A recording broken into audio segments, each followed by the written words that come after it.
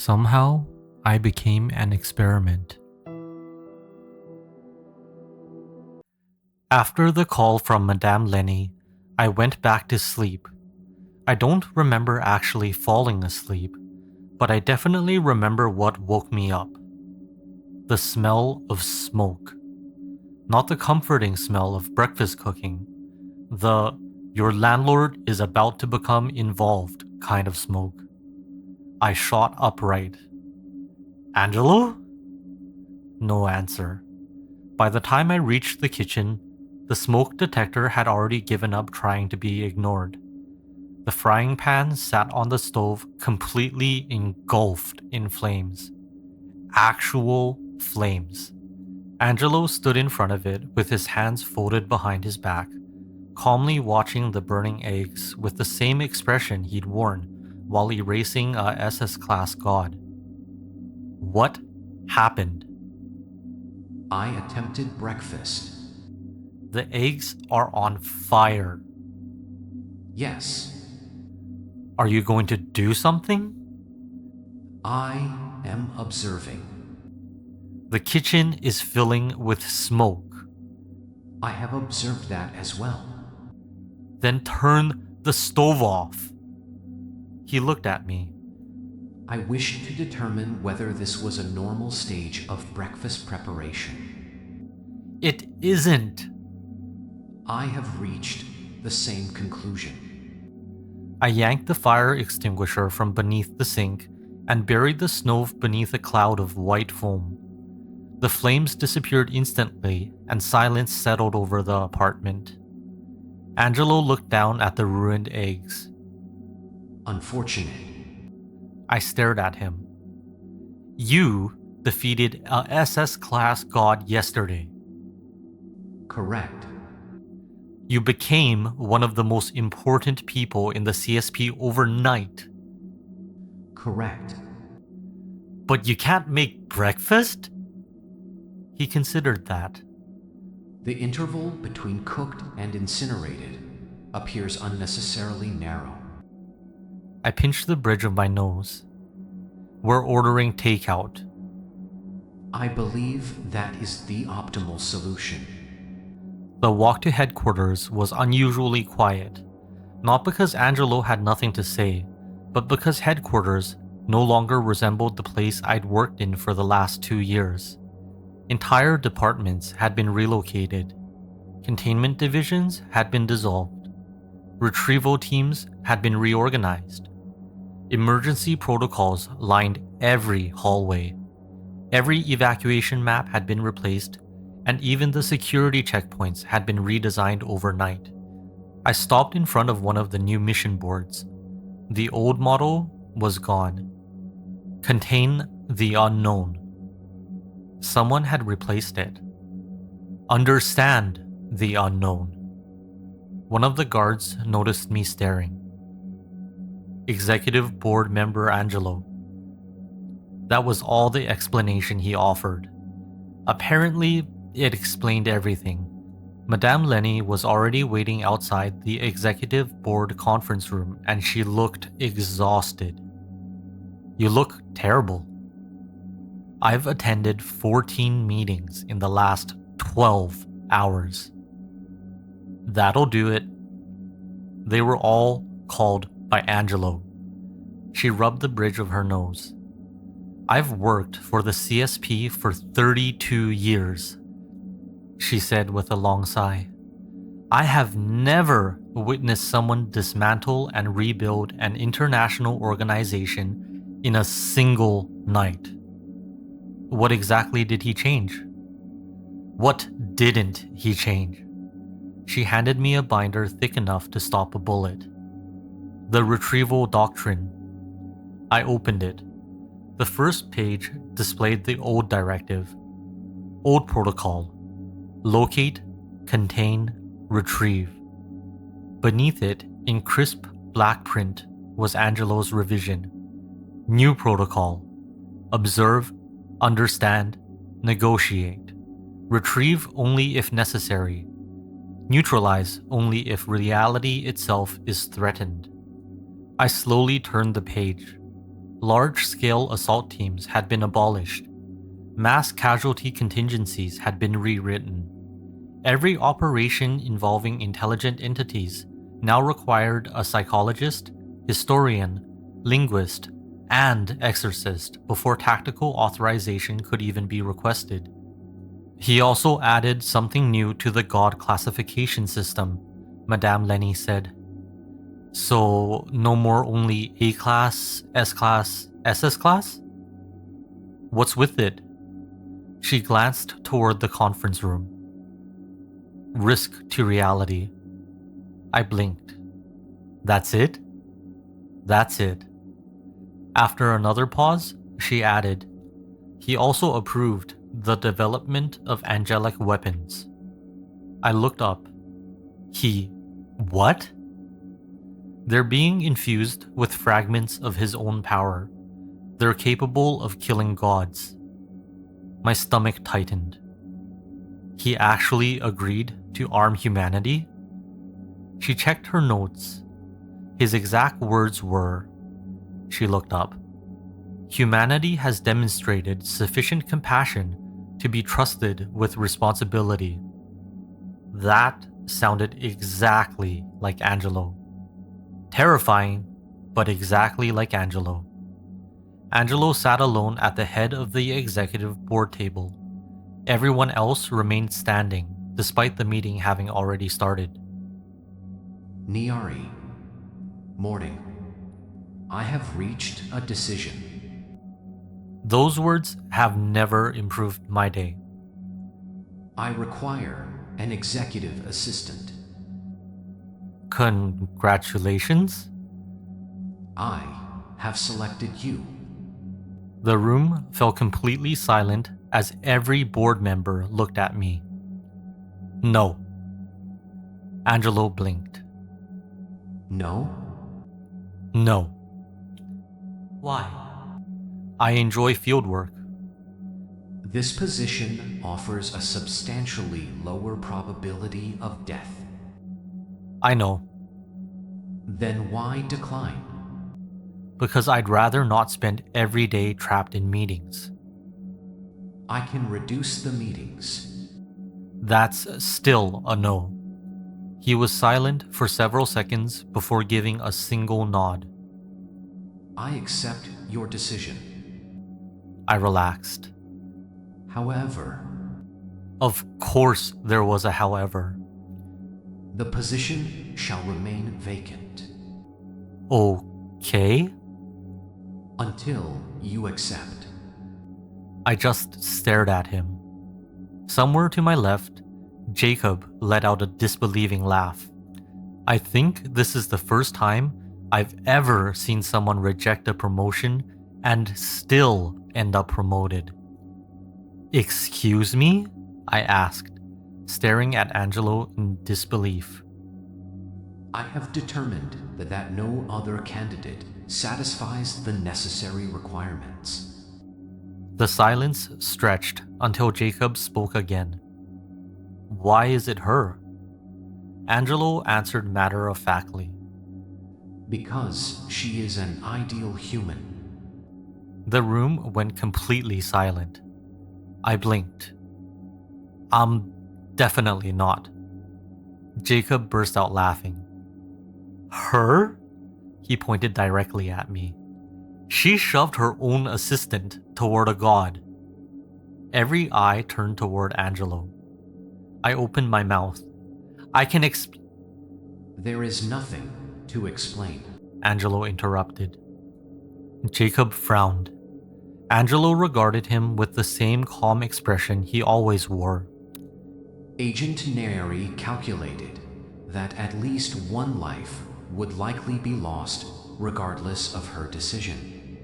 The alternative resulted in the deaths of 56 personnel. She selected the course of action with the highest probability of preserving human life. Jacob's smile slowly disappeared. So you're saying pushing Sean was the right decision? No, Angelo replied without hesitation. it was the necessary decision. The distinction is significant. His eyes drifted toward me for only a moment. Joke's on both of you. I shoved Sean because I didn't want to die. Pretty sure the whole saving 56 people thing was just the bonus. I'd known the guy for what, 6 hours? I barely even knew his last name. If Jacob had been standing there instead, I'd probably have shoved him too. Actually, I definitely would have. Jacob suddenly narrowed his eyes. Why are you smiling? I wasn't aware I was. You absolutely were. Thankfully, Angelo moved on before Jacob could question me any further. The remaining agenda concerns the restructuring of the CSR. A holographic display bloomed to life above the conference table, revealing the C.S.P's entire organizational structure. Every department was connected by hundreds of glowing lines that pulsed like veins through a living body. Angelo studied it for a moment before raising a hand. The previous retrieval doctrine has been retired. With a single motion, nearly half the organizational chart dissolved into particles of light. Large-scale deployments against hostile gods are no longer necessary. Most IDs will not engage humanity while I remain within the CSR. A hesitant voice broke the silence. Executive Board Member Angelo, are you certain this protocol is safe? He answered without the slightest pause. No. The room went still. The previous protocol carried a projected casualty rate of 32%. The display shifted again. A new set of numbers appeared. This one projects 11. No one spoke. So, therefore, it is preferable. The discussion ended there, not because everyone agreed, but because Angelo had looked at two unacceptable outcomes, chosen the one that killed fewer people, and concluded before anyone else had even finished weighing the question. That was what made him terrifying. Not his power, not the fact that he could erase gods, but the speed with which he made impossible decisions. There was no hesitation, no second guessing. Another gesture caused the black weapons case to materialize within the hologram. Resting inside were weapons, unlike anything I'd ever seen. A white spear, a sword shimmering with faint golden light, and several magazines loaded with silver-colored rounds. The Angelic Armory, Angelo said. These weapons have been infused with fragments of my authority. They are capable of permanently killing hostile gods. Nobody spoke. They will be strictly regulated. They are not instruments of conquest. They exist solely to preserve humanity when diplomacy is no longer possible. For the first time since the meeting began, I noticed something that would have been impossible a week ago. No one argued. No one objected. No one questioned a single decision. A week ago, every proposal would have sparked hours of debate. Now, everyone simply listened, and after everything we'd witnessed, I couldn't really blame them. Maybe Angelo really was the leader the C.S.P. needed. The meeting lasted 3 hours. Madame Lenny hadn't been exaggerating when she said Angelo had changed everything. Centuries of doctrine, command structure, containment policy, retrieval procedures, and international agreements had all been rewritten in a single night. No committees, no months of debate, no endless revisions, just decisions. Watching it unfold reminded me of something I'd nearly forgotten. Angelo wasn't human. Humans argued. They compromised. They second-guessed themselves. Angelo simply looked at a problem, found the optimal solution, and implemented it without hesitation. To him, restructuring the largest supernatural organization on Earth probably required as much effort as reorganizing a bookshelf. After the meeting finally adjourned, I made my way back to my office with approximately 2 million pieces of paperwork balanced in my arms. Okay, maybe not 2 million. It just felt that way. Every department Angelo had reorganized apparently generated another stack of forms that somehow ended up on my desk. I shoved the door open with my shoulder, staggered inside, and let the entire stack collapse across my desk. The papers spread everywhere. I stared at them. They stared back. I miss fieldwork already. By the time I finished my paperwork, my eyes felt like they'd been sandblasted. I glanced at the clock. 11 p.m. Yep. Time to go home. I staggered into my apartment and found Angelo exactly where I expected him to be, sitting on the couch as if he'd been manufactured there. The television was playing another documentary. This one was about human behavior. At the moment, the narrator was explaining why humans sleep. Angelo watched with complete concentration. By now, I'd gotten used to him. He was like a houseplant, always there, quiet, somehow constantly occupying my personal space. I kicked off my shoes and started toward my room before something on the dining table caught my eye. A thick folder. A psychological evaluation. I picked it up. What's this? I have begun therapy. I stared at him. You started counseling? Correct. I tried not to laugh. I really did. I failed. He looked away from the television. What is amusing? You. Clarify. You. In therapy. He tilted his head. Do you not also attend therapy? Unfortunately, I don't exactly go willingly, you know? I was informed that therapy is beneficial. It is. I opened the folder and flipped through the first few pages. Psychologist's note. This is the most unusual patient I have evaluated in 23 years. That checks out. Then I reached the psychologist's preliminary impressions. I had to read the first line twice. Patient demonstrates traits consistent with psychopathy. What? Angelo looked over from the couch. Is there an issue? I kept reading.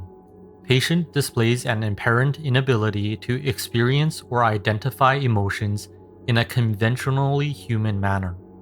Emotional responses appear to be intellectual rather than instinctive. Patient routinely analyzes emotional states as abstract concepts instead of personally experiencing them. Well, I couldn't exactly argue with that. The next section was highlighted. Patient possesses an unusually rigid moral framework and consistently prioritizes preservation of life. This appears to originate from logical reasoning rather than emotional empathy. That's actually pretty accurate. I turned the page. There was another highlighted section. My eyes froze. Patient exhibits an unhealthy attachment to one individual, Agent Nayeri. I blinked. Excuse me? I slowly looked up. Angelo was still watching the documentary. Angelo? Yes. Why does your therapist think you're attached to me? I answered the questions truthfully. What questions? He muted the television. The therapist asked which human I trusted the most. Okay. I answered Agent Nayeri. They asked whose opinion I considered most reliable. I answered Agent Neri.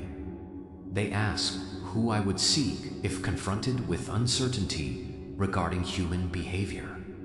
I answered Agent Neri. I stared at him. Does every answer involve me? No. I waited. Approximately 87%. I rubbed my temples. Angelo. I let the folder fall onto the table. The psychologist had scribbled a handwritten note in the margin.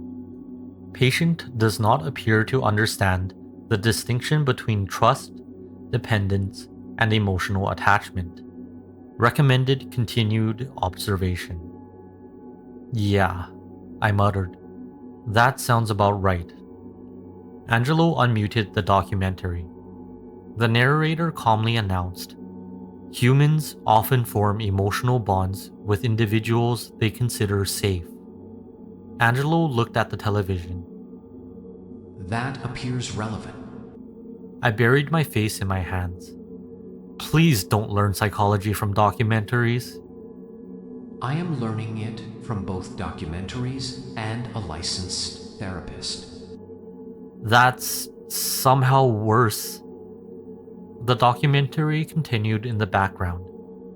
Sleeping near a trusted partner or individual generally lowers levels of stress hormones such as cortisol, while increasing oxytocin, a hormone associated with safety, trust, and social bonding. I slowly lowered my hands from my face. Angelo's eyes remained fixed on the television. I have a question. Of course he did. What? If proximity to a trusted individual improves neurological recovery during unconsciousness, I already didn't like where this was going. then would sleeping in the same room increase operational efficiency? I stared at him. No. He blinked. The documentary suggests otherwise. The documentary also assumes the other person actually wants you sleeping in their room. He paused. I had not considered that. I noticed. He nodded once. Then I shall not enter your room. Thank you. He returned his attention to the documentary. I shall revisit the subject after additional research. I groaned. That's somehow even more terrifying. I am attempting to make you a healthier human. I leaned back against the kitchen counter, already dreading whatever documentary he'd decide to watch tomorrow. Last week, he'd been studying breakfast. Today, it was psychology and sleep. At this rate, next week, he'd probably discover dating. My eyes drifted down the hallway toward my bedroom. The apartment wasn't exactly spacious. One tiny bedroom, one couch, one increasingly concerning angel. A thought suddenly occurred to me. I looked back at him. Wait, Yes, you're on the executive board now. correct. Don't you have your own executive suite on the top floor of headquarters? I do. I blinked. And then why are you still living here? Because this location is preferable. Preferable how? It is closer to you. I sighed. If anyone at headquarters finds out about this, I'm finished.